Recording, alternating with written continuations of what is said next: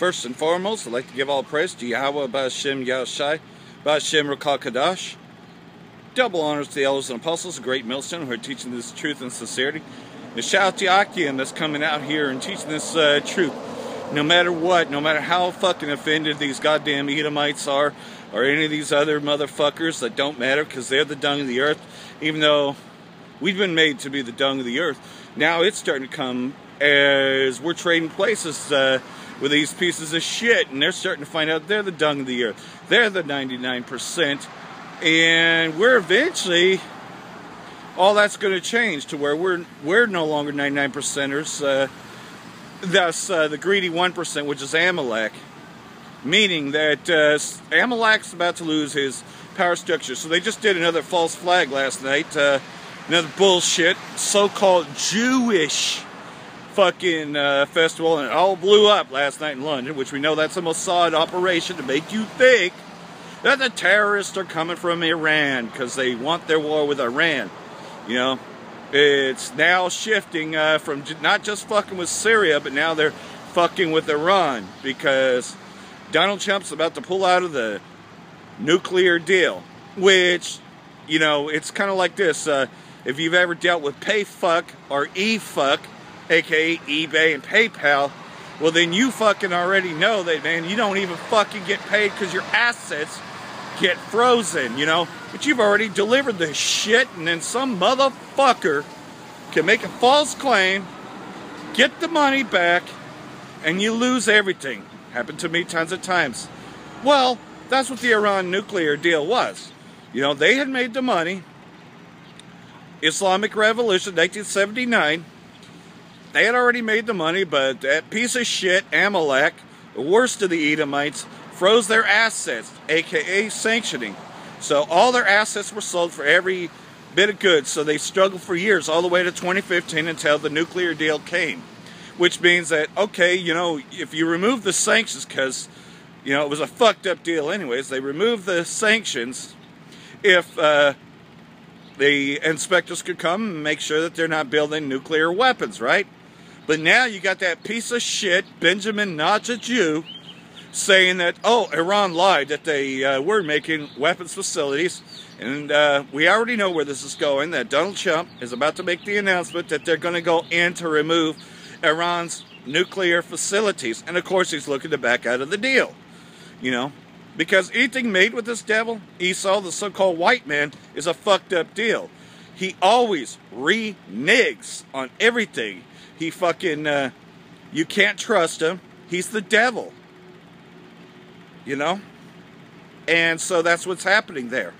And so they're going to invade Iran under false pretenses. They're going to say that, you know, because you've heard Benjamin, not a Jew, that lying piece of fucking shit, say many a times that the terrorists are really coming from Iran. You know, that it's Iran, you know. But no. ISIS was the Israeli Secret Intelligence Services, aka Mossad. And it was set up by the Israeli state in Levant, ISIL, to create this false flag terror group, you know. And so they just did a false flag last night, so it's going to be glued all over the place so that, you know, they're going to try to make you believe that, you know, that this attack happened when we know that it's goddamn Mossad, you know. May even fucking be fake. Most shit is fake, but made to look like, because all it is a Hollywood screen. They do this more in the United States than they do overseas, in the EU, the beast. But, you know, it probably was real, but we know who did it. We know who did the London City bombing. We know that it's always been a Mossad operation. You know, the Paris attacks, all that shit. Mossad operation. So that's what this is. And so it's just so they can provocate their war as a reason to go into Iran to remove their nuclear weapons and to go after Assad. Of course they still want to go after Assad. They haven't given up on destroying Damascus because Jeremiah 49 tells us that Damascus will be consumed. You know, shall become a desolate heap. That's the way Isaiah puts it. But pretty much will be confounded, you know. And so I'm going to read the rest of this chapter here. You know, Because what's going on now, is, pretty much Esau's been exposed for everything he tries to do. But we're going to read in Obadiah, verse 11. In that day that thou stoodest on the other side, in the day that the strangers carried away captive his forces, and foreigners entered into his gates, and cast lots upon Jerusalem, even thou wast as one of them. And again, this is talking about Esau, the so-called white man, and all those nations that conspired to put us into slavery. But thou shouldest not have looked on the day of thy brother in the day that he became a stranger, neither have rejoiced over the children of Judah in the day of their destruction, neither shouldest thou have spoken proudly in the day of distress, because all the nations rejoiced and couldn't wait to get in on that slave trade to buy us. That's another thing, to buy us. Okay, well, we know that there's been a lot of talk about Kanye West and, the fact that he said that slavery was a choice. Okay, it was do or die. Gun pointed at our heads. A lot of people did choose to die. Same thing with the mark of the beast that's coming up. It's a do or die thing. So a lot of us are going to die refusing that mark, and you must refuse this mark. Unless you want to catch the nuclear destruction that's coming, aka the lake of fire. Thou shouldest not enter the gate of my people in the day of their calamity. Yea, shouldest thou not have looked on their affliction in the day of their calamity, nor have laid hands on the substance in the day of their calamity. Neither shouldest thou have stood in the crossway to cut off those of his that did escape, which, that's talking about the northern kingdom that had escaped the Assyrian Empire. They cut us off when that piece of shit, Christopher Columbus, came over here and slaughtered our people, led an onslaught. That's what this part's talking about, which is the northern kingdom. Neither shouldest thou have stood in the crossway to cut off those that did escape, which is talking about the northern kingdom. Neither shouldest thou have delivered up those of his that did remain in the day of distress. And so we're closely approaching the day that because of what they had done, now Esau and all the rest of the heathen are going into slavery. But first they're going to be brought into the valley of Jehoshaphat.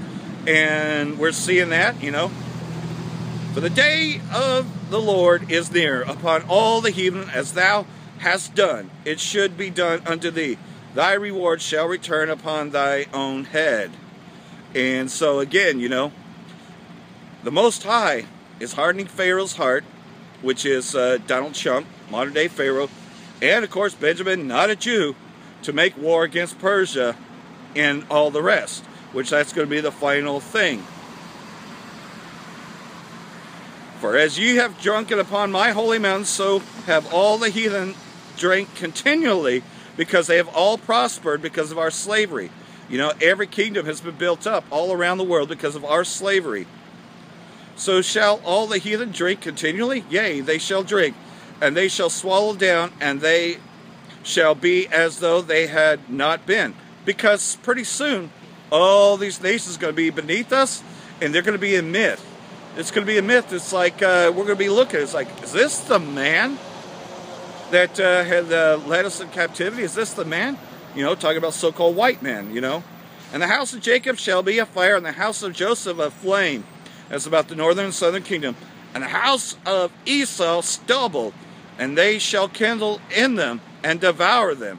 We're going to destroy every last one of them fucking Edomites, and eventually they're not going to be able to create. We're going to cut off their bloodline, and then the rest of them that are alive we're going to burn up after the 1,000 years of captivity.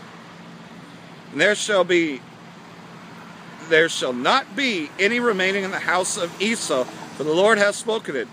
And they of the south shall possess the mount of Esau, and they of the plain, the Philistines, and they shall possess the fields of Ephraim, and the fields of Samaria, and Benjamin shall possess Gilead.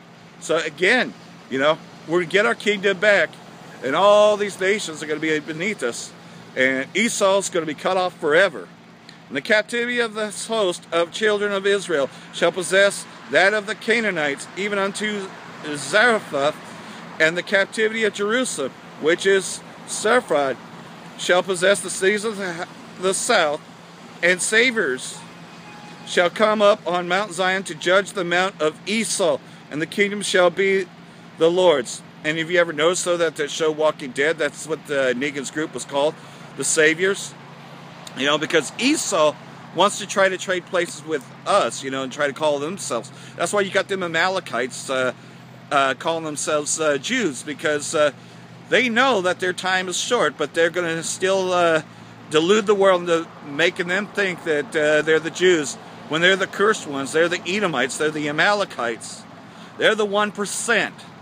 And what's happening is that 99%, which includes Edomites, by the way, the 99% are turning on the 1%. They are fucking sick of goddamn Amalek. You know, the whole fucking world is tired of the whore, Babylon the Great, sticking its fucking nose in their business. And they're going to bring fire upon this place and destroy it forever and ever. But what's also happening is that the central bank is also moving in on the cryptocurrencies. Going to make everything a cryptocurrency. They already had that already, but what they're going to do is they're going to make their move on it, making everything a digital cryptocurrency, going to crash the whole market. Just like what I explained about what happened with Iran, which another brother had already broken it down. I'm just reiterating what another brother had already put up, because that's what I do is I look at videos, I forward them to the best of my abilities. You know, even though a lot of times I get taken down, I still try to gather all the meat that I can so I can do this.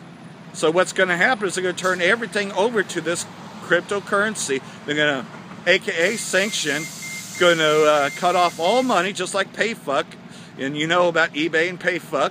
And that they'll freeze all the assets. That no man can buy, sell, or trade unless you receive the mark in your right hand or in your forehead. This is that RFID implant. You won't be able to buy, sell, or trade.